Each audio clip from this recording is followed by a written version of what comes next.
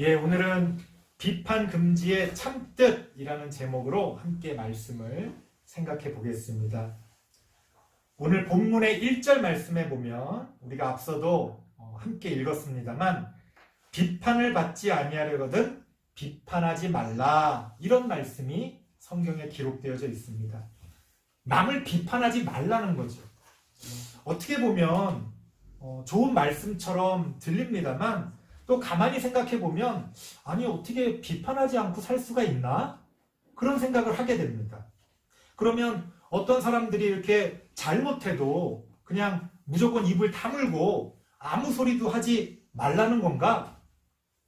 아니면 어떤 옳고 그름을 판단하지 말고 그냥 입 다물고 있으라는 건가? 이런 부분에 있어서 의문이 생깁니다. 옛날에는 제가 어릴 때나 그럴 때는 이런 말씀들을 다 좀 문자 그대로 이렇게 받아들였어요. 근데 이제 웃기는 거는 내가 필요할 때만 이걸 이제 갖다 쓰는 거죠. 예를 들어서 내가 잘못했을 때 누가 나를 비판하려고 그러면 야! 비판하지 말라고 성경에 나와 있는데 왜 비판하냐? 그런데 생각해보면 그 말도 비판이죠. 나를 비판한다고 비판하는 거잖아요. 그러니까 사실은 우리가 비판하지 않고 살아갈 수가 없는 겁니다. 오늘 성경에서도 단순히 무조건 비판하지 말라는 뜻으로 이런 말씀을 하고 계시는 게 아닙니다. 우리가 성경을 읽을 때는 글자 그대로의 뜻만이 아니라 여러 가지 문맥과 또 어떤 역사적인 배경들을 우리가 함께 생각하면서 그 의미를 판단할 수가 있어야 합니다. 오늘 본문에 보십시오. 6절 말씀, 이따가 한 번 더 확인해 보겠습니다만 6절 말씀에 보면 이런 말씀이 나옵니다. 거룩한 것을 개에게 주지 말며 너희 진주를 돼지 앞에 던지지 말아라. 여기서 이제 개라든가 돼지라는 건 개와 돼지를 모욕하는 게 아니고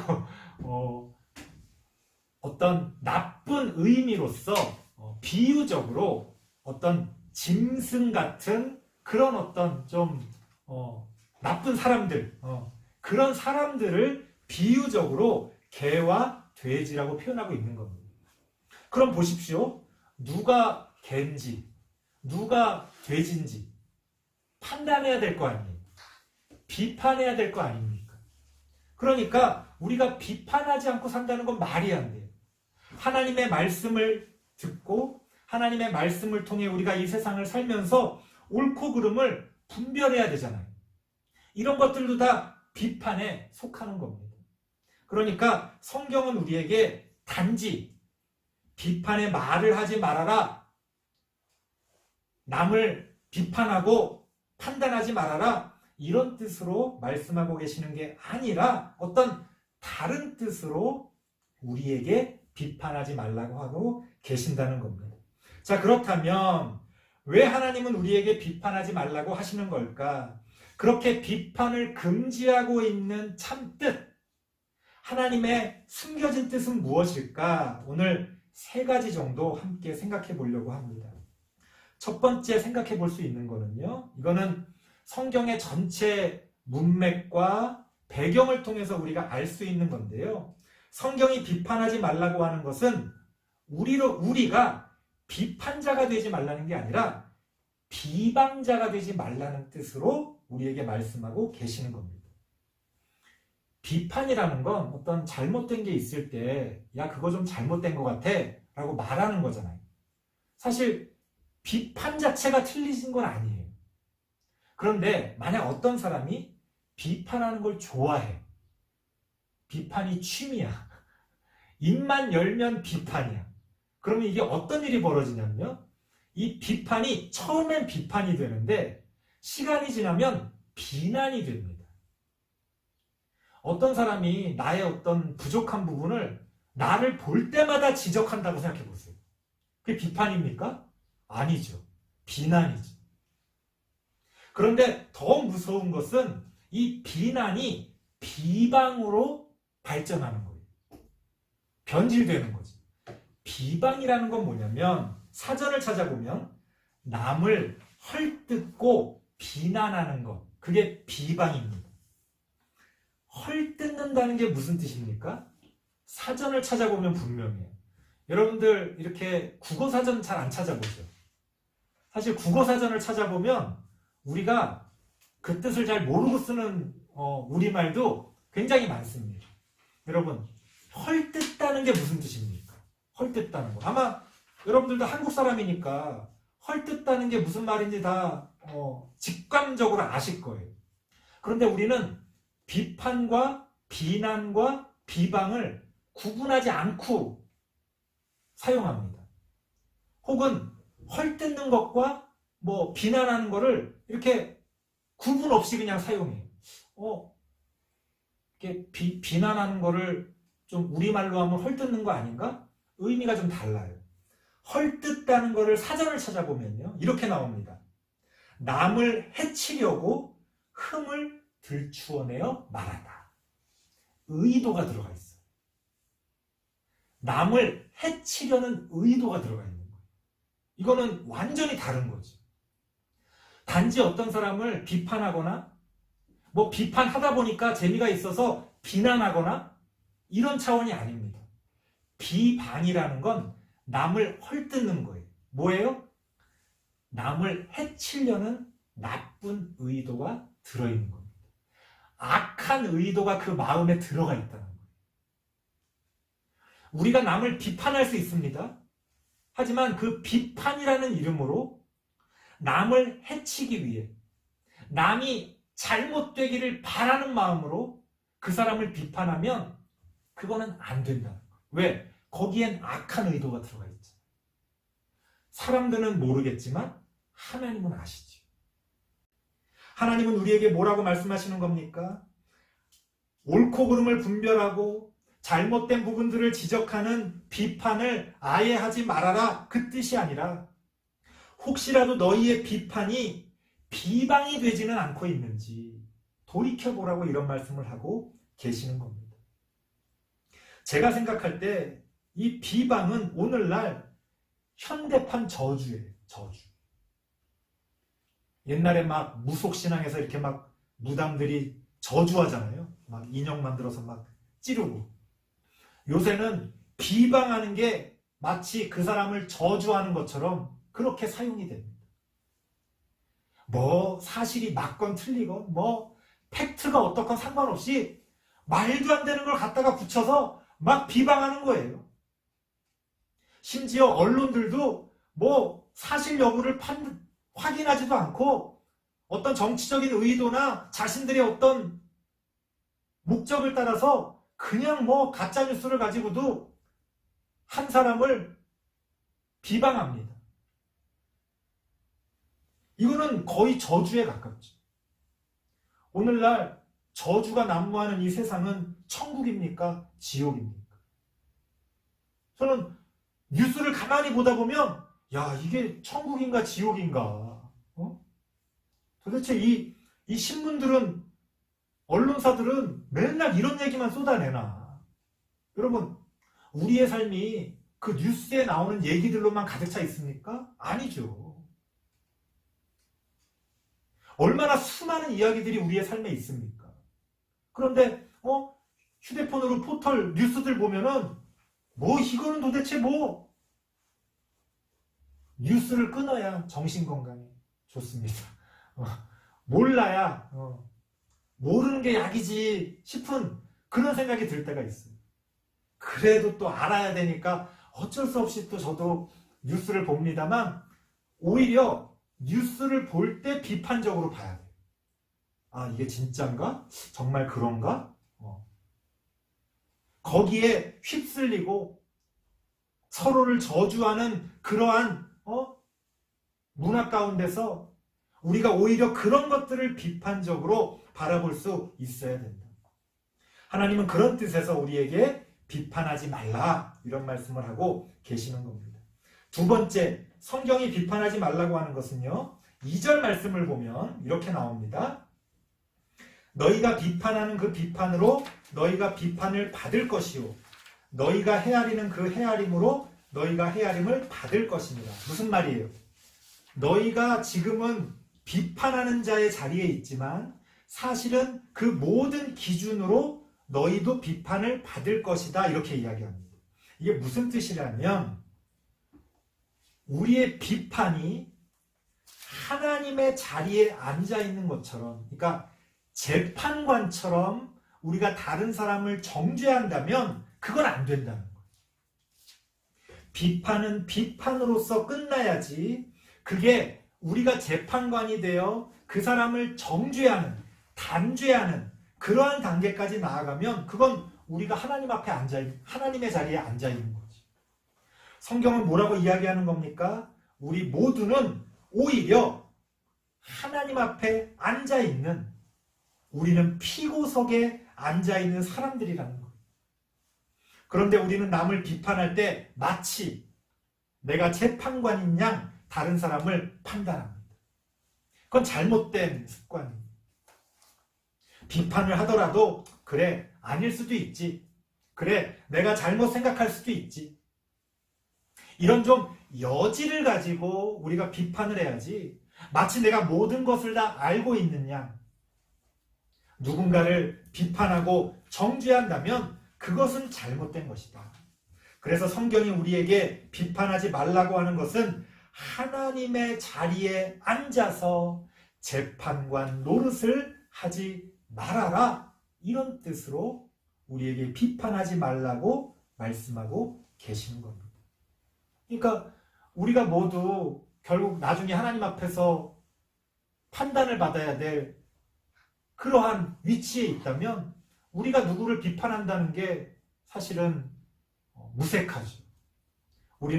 우리도 하나님 앞에서 재판을 받아야 하는, 하나님 앞에서 판결을 받아야 하는 그러한 위치임을 잊지 말고 우리가 비판할 때 그러한 겸손한 마음을 가져야 한다는 겁니다. 마지막 세 번째는요, 3절 말씀에 보니까 어찌하여 형제의 눈 속에 있는 티는 보고 내 눈 속에 있는 들보는 깨닫지 못하느냐.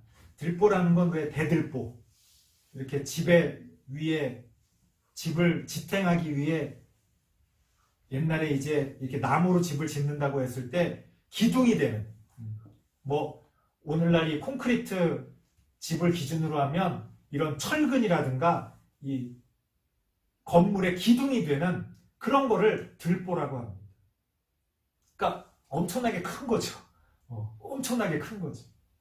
우리가 절이나 이런 데 가면 막 이렇게 두꺼운 나무들 있잖아요. 동그랗게 되어 있는 기둥이 되는 그런 거를 들보라고 합니다. 내 눈에는 그런 들보가 있는데 우리가 다른 사람 눈에 있는 티끌, 그거를 지적한다면 얼마나 우스꽝스러운 모습이냐 이거예요. 이런 거를 외식한다고 합니다. 외식. 내 잘못은 생각하지 않고 다른 사람의 잘못만을 지적하는 거죠. 성경은 우리에게 그런 외식하는 자가 되지 마라, 그런 위선자가 되지 말라고 이야기합니다. 나의 더 큰 문제를 알면서도 그것을 감추거나 외면하면서 남을 비판하는 일에 몰두하지 말라는 거죠. 나의 들보는 생각하지 않고 다른 사람의 티끌을 찾으려는 우리의 모습은 우리 스스로 하나님 앞에서 더 큰 죄인임을 시인하는 꼴입니다. 부끄러운 거죠. 만약에 여러분들이 직접 그런 사람을 본다고 생각해 보세요.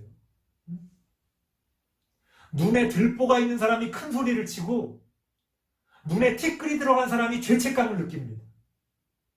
이 말이 안 되는 거잖아요. 그런데 이렇게 아이러니한 이런 모습들이 우리의 삶에 나타날 수가 있다는 거예요. 우리의 비판이 그러한 외식이 되고 그러한 위선이 되고 그러한 우스꽝스러운 그러한 모습이 되지 않도록 우리는 주의해야 합니다. 우리는 남을 비판할 때도 항상 부끄러운 줄 알아야 돼요. 그래, 나도 부족한데, 나도 어리석은데. 그래서 우리는 비판하되 조심스럽게 비판해야 될 필요가 있습니다. 함부로 다른 사람의 흠을 들춰내고 다른 사람을 정죄하고 다른 사람을 헐뜯는 그런 모습들은 성경이 금지하고 있는 모습입니다.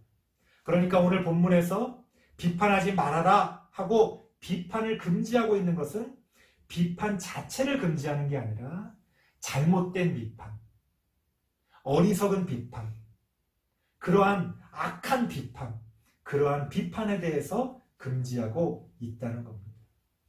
설교를 마치겠습니다. 성경은 우리에게 비판하지 말라고 말씀하고 계십니다. 다른 말로 바꿔보면, 오늘 설교의 내용을 통해서 이 말을 바꿔보면 바르게 제대로 비판해라. 그렇게 우리가 받아들일 수가 있어요. 그러면 도대체 어떻게 비판하라는 거지?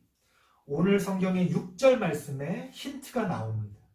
6절 말씀 우리 같이 한번 읽어볼까요? 마태복음 7장 6절입니다. 시작. 거룩한 것을 개에게 주지 말며 너희 진주를 돼지 앞에 던지지 말라. 그들이 그것을 발로 밟고 돌이켜 너희를 찢어 상하게 할까 염려하라.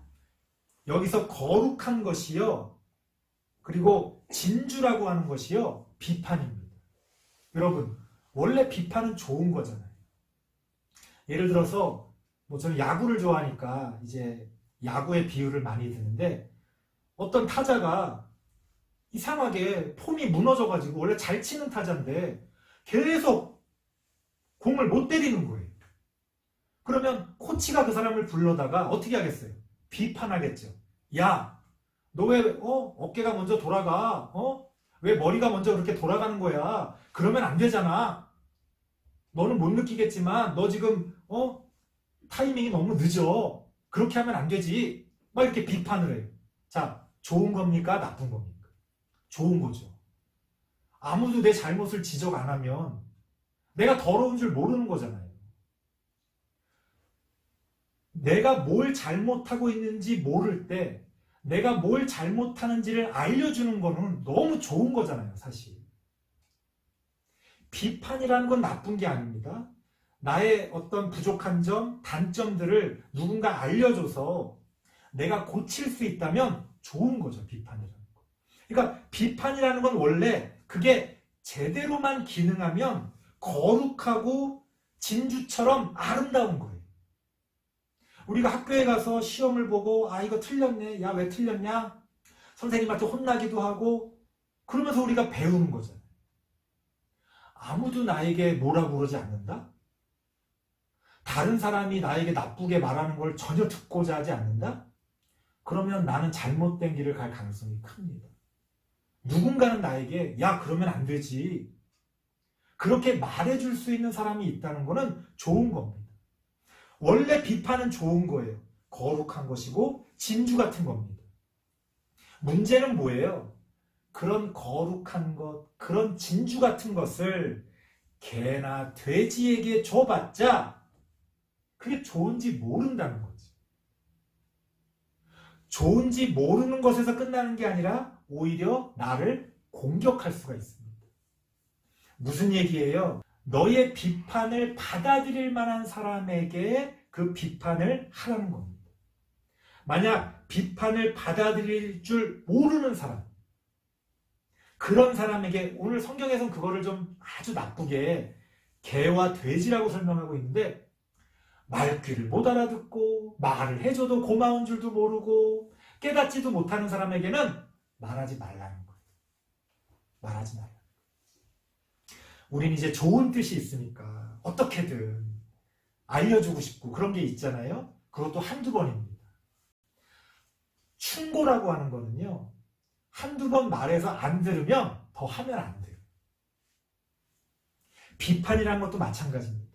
내가 아주 좋은 마음으로 오늘 성경에 나와 있는 말씀들을 잘 기억하면서 조심스럽게 비판했는데 그 비판을 기쁘게 받아주는 사람이 있다면 지혜로운 사람인 거고, 그것을 나쁘게 받아들이는 사람이 있다면 그 사람한테는 더 이상 비판할 필요가 없는 거예요. 왜? 말해봤자 그거는 듣지도 않을 뿐더러 오히려 나빠지기 때문에 그렇습니다. 그래서 여러분, 비판이라는 건 함부로 하는 게 아니에요. 아무한테나 하는 것도 아닙니다. 비판이라는 건 조심스럽게, 어떻게 보면 내가 정말 아끼는 사람한테 비판을 하는 거지. 내가 싫어하는 사람, 내가 나쁘다고 생각하는 사람한테 비판해봤자 무슨 소용이 있습니까? 오히려 그거를 뭐 몇 배 되갚아서 나를 공격하는데 사용할 테니까 말을 안 하는 게 낫지. 성경은 우리에게 조심스럽게 너희 형제에게 그 비판을 들을 만한 사람에게 비판하라고 이야기합니다. 우리가 이 비판이라고 하는 우리 인간의 어떤 소중한 기능들을 우리가 지혜롭게 잘 사용하시는 우리 모든 성도님들 되시길 바랍니다. 기도하겠습니다. 하나님 감사합니다.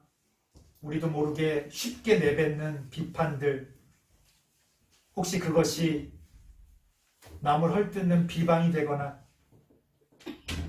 우리가 하나님 자리에 앉아서 교만하게 내뱉는 그러한 판결은 되지 않고 있는지 우리가 돌이켜보게 됩니다.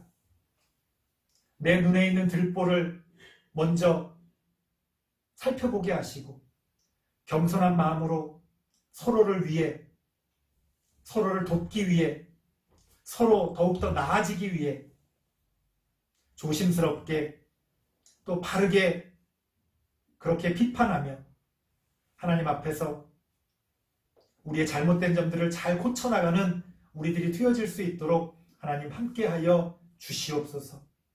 부족한 우리들입니다. 부족한 가운데서도 함께 의지하며 우리가 또한 하나님의 뜻을 이루어가기를 원합니다. 하나님 우리와 함께하여 주시옵소서. 예수님의 이름으로 기도드리옵나이다. 아멘.